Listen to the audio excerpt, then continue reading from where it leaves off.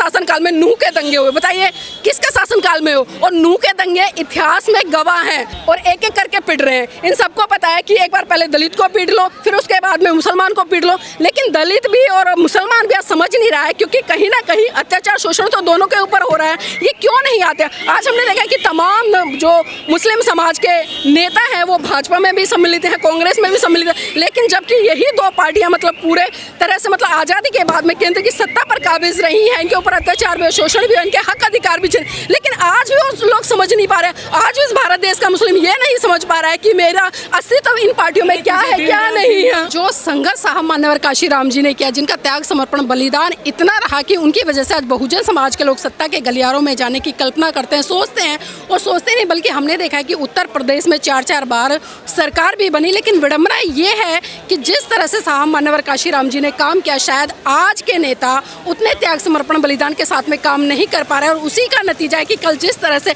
हरियाणा के जो चुनावी नतीजे आए, क्योंकि हमने देखा कि लगातार जिस तरह से बसपा पर एक आरोप लगता था कि बसपा गठबंधन के साथ नहीं जाती है, कभी गठबंधन नहीं करती। पिछले दिनों जिस तरह से लोकसभा के चुनाव हुए, इंडिया गठबंधन हुआ, तो उसमें बहुत सारे लोगों ने सवाल उठाए कि बहन जी इंडिया गठबंधन के साथ नहीं गए, और उसी का कारण रहा कि लोकसभा में 0 रिजल्ट आया। और फिर उसके बाद में हमने देखा कि एक सकारात्मक परिणाम बहन जी ने लिया और हरियाणा में इनेलो के साथ में गठबंधन किया, लेकिन इनेलो और बसपा के गठबंधन के बाद भी हमने देखा कि एक भी सीट बसपा नहीं जीत पाई। और कल मैंने देखा कि जैसे ही चुनाव आ रहे थे, बहन जी के द्वारा एक ट्वीट किया गया जिसमें कि बहन जी ने साफ साफ ये कहा कि जो जाट है, हरियाणा का जाट, उन्होंने तुलना की कि जो हरियाणा के जाट है उन्हें उत्तर प्रदेश के जाटों से सीखना चाहिए कि जो उत्तर प्रदेश के जाट है वो कहीं ना कहीं मतलब समतामूलक समाज की स्थापना करने के लिए एक तरह समानता की बात करते हैं, लेकिन जो हरियाणा के जाट हैं वो आज भी जातिवादी मानसिकता है उनके अंदर। जी, वो जनरल में आते हैं, जो यूपी का जाट है वो ओबीसी में आता है। मैं इसीलिए कह रही हूँ, देखिए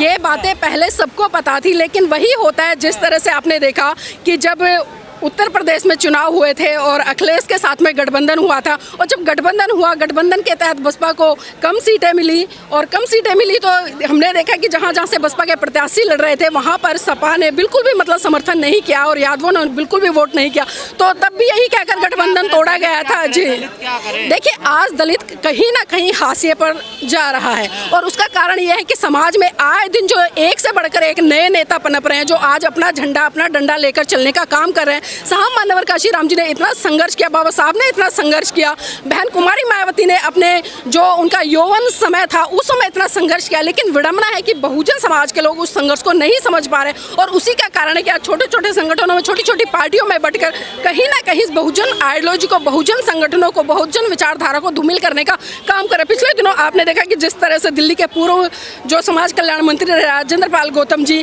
बहुत सारे लोगों ने उन्हें समर्थन दिया, बहुत सारे लोगों ने उन्हें स्वीकार भी किया, लेकिन जिस तरह से अभी हमने देखा कि चुनाव आने वाले थे और अभी दिल्ली में 3-4 महीने बाद विधानसभा के चुनाव है दोबारा से, तो जब राजेंद्र पाल गौतम जी को ये लग गया कि भाई आम आदमी पार्टी मुझे टिकट नहीं देगी, तो उन्होंने 1 सेकंड नहीं लगाया पार्टी बदलने में, वो तुरंत कांग्रेस पार्टी के पल्लड़े में जाकर बैठ गए। संविधान बचा रही है, बहुजनों की बात कर रही है, आरक्षण की बात कर रही है। देखिए ये आप कह रहे हैं गजेंद्र जी कि कांग्रेस संविधान बचा रही है, आरक्षण बचा रही है, बहुजनों की बात करिए। अगर वो बहुजनों की बात करिए, अभी पिछले दिनों जिस तरह से आप सबको पता है कि जो पुरानी संसद भवन है वहां से बाबा साहब की मूर्ति रातों रात हटा दी गई, तो बताइए उसके लिए कांग्रेस ने कितना आंदोलन किया, राहुल गांधी ने कितनी आवाज सदन में उठाई है, राहुल गांधी के नेताओं ने कितना उस आंदोलन। देखिए हमें पता है सिर्फ एक नेता के बोलने से कुछ नहीं होता। अर्जुन खड़गे जी कई बार ऐसी बातें कर जाते हैं कि जो बहुजन समाज के लोगों को बहुत अच्छी लगती है, लेकिन जब बहुजन समाज के लोगों को प्रतिनिधित्व की बारी आती है, उनके हक अधिकारों की बात है, अभी आपने कांग्रेस की बात करी कि संविधान बचा रही है, अभी मैं जीता जागता उदाहरण आपको हरियाणा का दे दूं। हरियाणा में जिस तरह से कांग्रेस पार्टी के बड़े नेता भूपेंद्र हुड्डा, जिन्होंने कि साफ साफ जो उनके समर्थक थे, जब सीएम की दावेदारी की बात आ रही थी, एक तरफ शैलजा का गुट था, कुमारी शैलजा है जो कि बड़ी नेता है, पूर्व डिप्टी सीएम भी रही है, उनको जाति सूचक शब्दों से मतलब संबोधित कर दिया। लोग कह रहे कि नहीं हुड्डा मतलब मुख्यमंत्री बनेंगे, और उनके समर्थक ये कहते हैं अरे वो तो चमारिन है।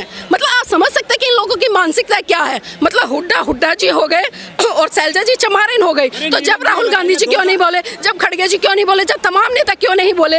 तो आप ये देखिए कि सिर्फ ये लोग लुभावनी सुंदर आकर्षक बातें कर सकते हैं, लेकिन सही रूप में दलितों का बीजेपी सामाजिक न्याय तो कर रही है ना। देखिए बीजेपी सामाजिक न्याय कैसे कर रही है? वही मोदी जी वाला हाल है कि जब संसद में जब सांसद बनते हैं तो संविधान संसद में घुसते हैं तो किस तरह से हिस्सेदारी दे रही है दलितों। पिछला मुख्यमंत्री बनेगा, देखिए वो सिर्फ किसी ने बनाया। उससे पहले खट्टर मुख्यमंत्री थे, उनके शासनकाल में क्या हुआ सबको पता है। और हमने देखा कि भाजपा की रणनीति समय समय पर बदलती है। जब देखते कि उनका जो कोई भी वर्तमान मुख्यमंत्री होता है, जब उसकी गतिविधियां अलग होती है तो तब वो एक ऐसा चेहरा ले आते हैं जो कि गैर मतलब स्वर्ण होता है। अभी जिस तरह से आपने सैनी जी की बात करी, सैनी जी के शासनकाल में नूह के दंगे हुए, बताइए किसके शासनकाल में हो? और नूह के दंगे इतिहास में गवाह हैं। अभी हम पिछले दिनों जिस तरह से मणिपुर की घटना हुई, किसके शासनकाल में हुई? बसपा अपनी कमियों से आ रही है। मुझे कहने में कोई गुरेज नहीं है कि बसपा अपनी कमियों से आ रही है। बसपा आज रणनीति नहीं बना पा रही है जिस तरह की रणनीति साहब मान्यवर काशीराम जी ने बनाई। साहब मान्यवर काशीराम ने एक एक वोट एक एक नोट की रणनीति बनाई, लेकिन आज विडंबना है कि हम कागजी फॉर्मेलिटी तो पूरी करते हैं, कागजों पे तो तमाम पदाधिकारियों को सुनिश्चित कर देते हैं, उन्हें घोषित कर देते हैं, लेकिन अब धरातल पर जाकर देखिए। अगर आज मैं बात करूं,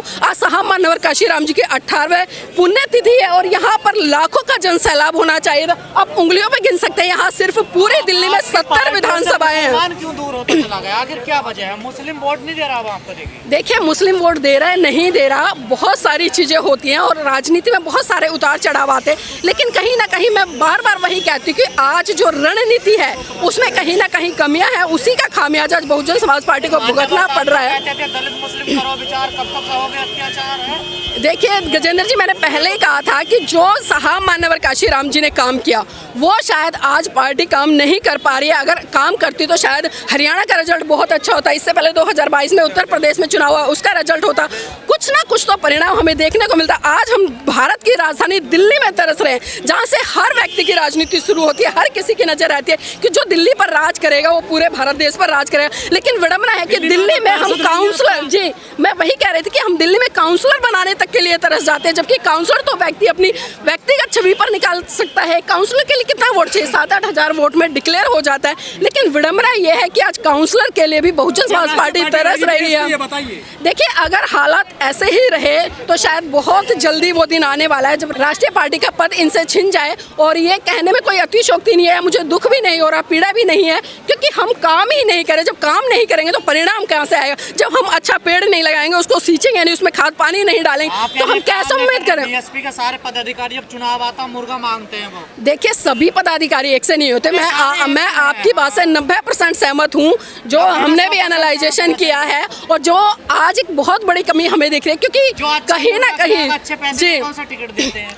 देखिए वो अलग बात है, वो आपका मानना है, लेकिन मैंने कहा कि 90% मैं आपकी बात से सहमत हूँ, लेकिन 10% आज भी कहीं ना कहीं ऐसे त्याग समर्पण करने वाले लोग हैं बहुजन समाज पार्टी में जो चाहते हैं कि साहब मान्यवर काशीराम जी की विचारधारा पर चलकर पार्टी आगे बढ़े। लेकिन वही बात आती है कि जिस विचारधारा को लेकर साहब मान्यवर काशीराम जी, देखिए 10 सीटें हैं, 10 सीटों पर फिर से मतलब दावेदारी ठोकी जा रही है, अलग अलग प्रत्याशी निकल के आ रहे हैं। आप किस आधार पर कह रहे हैं जमानत जब्त है? हर बार जमानत जब्ती हो रही है तुम्हारी। देखिए जमानत जब्त हो रही है नहीं हो रही है, ये शीर्ष नेतृत्व का काम है कि उनको सही तरीके से चुनाव के बाद में समीक्षा करनी चाहिए। मैं बार बार एक बात कहती हूँ, भले मैं समर्थक हूँ, लेकिन समर्थक होने के नाते मैं कहीं ना कहीं जी ये बहुत जी देखिए रवि गौतम जी का जो प्रकरण रहा मैंने भी सुना, वास्तव में ये एक सोचनीय विचार है। आप किसी भी प्रत्याशी को लेकर आ रहे हो, उसको आश्वासन दे रहे हो, फिर उसका टिकट काटना, ये वास्तव में बहुत ही दयनीय स्थिति और बहुत दुख वाली बात है। लेकिन कहीं ना कहीं बहुत सारे लोगों ने एलिगेशन भी लगाया कि रवि गौतम जी इसलिए चले गए, वो कहीं और थे, ये थे, वो थे,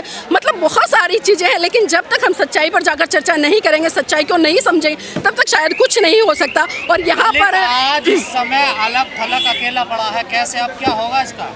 देखिए दलित आज उस हालत में हो गया है, मैंने पहले ही कहा है कि आज हाशिए पर जा रहा है दलित। इतनी संख्या होने के बावजूद भी ना तो वो सरकार में अपना प्रतिनिधित्व स्थापित करने के लिए अग्रसर हो पा रहा है और ना ही प्रशासनिक तौर पर, क्योंकि ना तो हमारे पास में सत्ता, और जब सत्ता नहीं तो प्रशासन की तो बात बहुत दूर दूर तक है। और आज आए दिन दलितों पर जो अत्याचार हो रहा है, जो प्रताड़ना दलित झेल रहा है, तो कहीं ना कहीं इसमें हमारे बहुजन समाज के नेताओं की बहुत बड़ी भूमिका है, क्योंकि वो खुलकर नहीं बोलते। इतने सारे सांसद, इतने सारे विधायक हैं जो कि रिजर्व सीटों से जीत कर जाते हैं। देखिए, एक चंद्रशेखर के बोलने से क्या होता है, हमने देखा चंद्रशेखर भी जब घटना हो जाती है तब वहां पर पहुंचते हैं, भीड़ का हजूम लेकर पहुंच जाते हैं, लेकिन समाधान क्या है?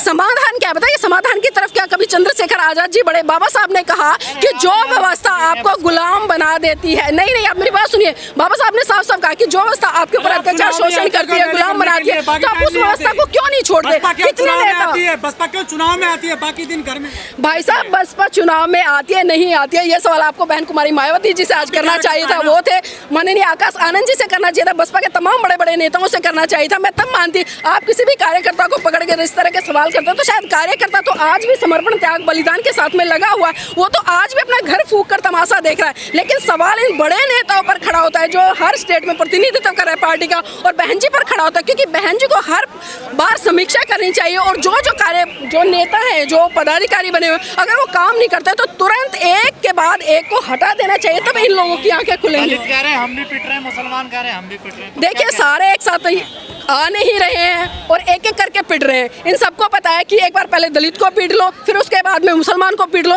लेकिन दलित भी और मुसलमान भी आज समझ नहीं रहा है, क्योंकि कहीं ना कहीं अत्याचार शोषण तो दोनों के ऊपर हो रहा है। ये क्यों नहीं आते? आज हमने देखा कि तमाम जो मुस्लिम समाज के नेता हैं वो भाजपा में भी सम्मिलित हैं, कांग्रेस में भी सम्मिलित हैं, लेकिन जबकि यही दो पार्टियां मतलब पूरे तरह से मतलब आज़ादी के बाद में केंद्र की सत्ता पर काबिज रही हैं, इनके ऊपर अत्याचार भी, शोषण भी, इनके हक अधिकार भी, लेकिन आज भी वो लोग समझ नहीं पा रहे। आज इस भारत देश का मुस्लिम ये नहीं समझ पा रहा है कि मेरा अस्तित्व इन पार्टियों में क्या है क्या नहीं है। और जो दलित न्याय दिलाने गए वो जेल चले गए। अब ये बताइए, सरकार किसकी है? सरकार किसकी है? बीजेपी की सरकार है ना। प्रशासन में कौन लोग बैठे हैं, कौन सी मानसिकता के लोग बैठे हैं? जिस मानसिकता के लोग बैठे हैं, जिसकी सरकार है उसकी तो चलेगी ना, या उन दलितों को चलेगी जो दारू के बदले अपना वोट दे आते हैं, 500 रुपए के बदले अपना वोट दे आते हैं? बताइए किसकी चलेगी? उत्तर प्रदेश में लगातार एक के बाद एक घटनाएं ऐसी हैं जो दलितों पर अत्याचार शोषण कर, लेकिन उसके बाद भी दलित नहीं जाग रहा है। अभी अयोध्या में जिस तरह से एक दलित बेटी के साथ में बलात्कार हुआ, कितने दलित नेता निकल कर आए, कितने दलित लोगों ने उसके लिए प्रोटेस्ट किया, लेकिन विडंबना यही है कि जब स्वर्ण समाज की किसी बहन बेटी के साथ में अत्याचार शोषण होता है तो सबसे पहले यही दलित कैंडल मार्च करता है, यही दलित आंदोलन करता है, लेकिन जब इन्हीं की बहन बेटी के साथ में कोई अत्याचार शोषण होता है तो तब कहीं ना कहीं ये भी खामोश होते हैं। थोड़े बहुत लोग आवाज उठाते हैं, लेकिन वो थोड़े बहुत लोगों की आवाज उठाने से कुछ वोट क्यों नहीं दिया दलितों ने बहन जी को? देखिए, दलित जो वोट बैंक नहीं पड़ा है उसका भी बहुत बड़ा कारण अगर हम देखें तो रहा है, क्योंकि जिस तरह से शैलजा कुमारी को लेकर जो भाजपा ने एक कार्ड खेला, क्योंकि भाजपा ने लगातार कहा कि जो कांग्रेस पार्टी वो दलित विरोधी है, दलित विरोधी, यहाँ तक कि हमने बहुजन समाज के कई ऐसे संगठन देखे जो कि एक पर्टिकुलर जमात जाति से आते हैं, उन्होंने महासभाएं की बड़ी बड़ी, और उन्होंने साफ साफ कहा कि भाई हम कांग्रेस का बहिष्कार करते हैं, क्योंकि उन्होंने शैलजा कुमारी का बहिष्कार किया। और बहुत सारी चीजें हैं, और जो बसपा का कैडराइज वोट आना चाहिए था वो नहीं आया, क्योंकि बसपा का कैडर कहीं ना कहीं खत्म हो गया है, इसलिए बसपा का जो दलित वोट बैंक है वो भी खिसक गया है।